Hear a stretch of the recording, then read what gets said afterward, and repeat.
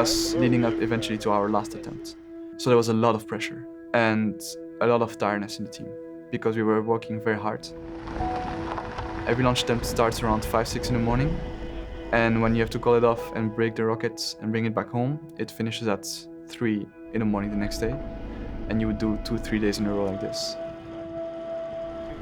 We were very tired, very motivated because we knew we were getting closer and the problems were fixable, so we had a lot of confidence about it.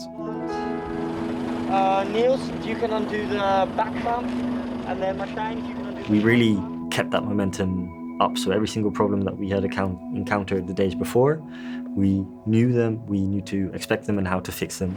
I would like Philip, if you can undo the 2 tension straps. Yeah.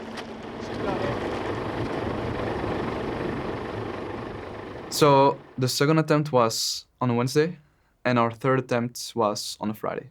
And that Friday also meant that if we were to decide to launch on a Friday, we would not be able to launch on a Saturday right after. We were still faithful, like, okay, we're gonna launch and we're gonna get there, and it's always a step after the other, we're getting closer. But there was still a fear of, okay, what's the next problem? Like, what's gonna happen next? Something will happen, and you just hope that it's something so tiny you will be able to fix it in time. We are very much on the minute. So the final attempt at first went very, very well. Now, where we started out the week before with an 8-hour ground operation, we had now reduced to 2 hours. And we were even ahead of the schedule. And that felt amazing. It felt like a huge relief because we just improved so much. Everything and everybody was working amazingly together. And we were getting ahead in our procedures. At that point, like, we were, again, feeling very good. We were like, okay, we asked ourselves what could possibly go wrong.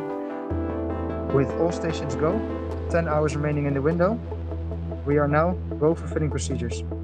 So, as we were approaching once again the point where we would fill up the rockets, we were, of course, there was a little fear about, is the main valve going to be leaking again? All stations fitting has started, you see mass increasing. I was at the bunker, so I was in front of the live video feeds. The people giving the call-outs for filling the rocket were next to me. And filling is the most tense time. It just takes a long time, and you're basically putting the rocket at risk, if it makes sense. The crew was in the bunker, we have a view on everything. We were filling it up and we were seeing a bit of ice starting to grow on the rocket. It was expected, it was fine.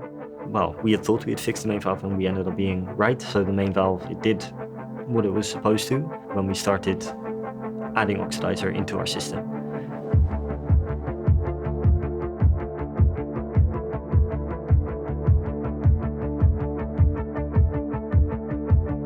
I would say it's gonna take a while before the... Whoa, whoa, whoa.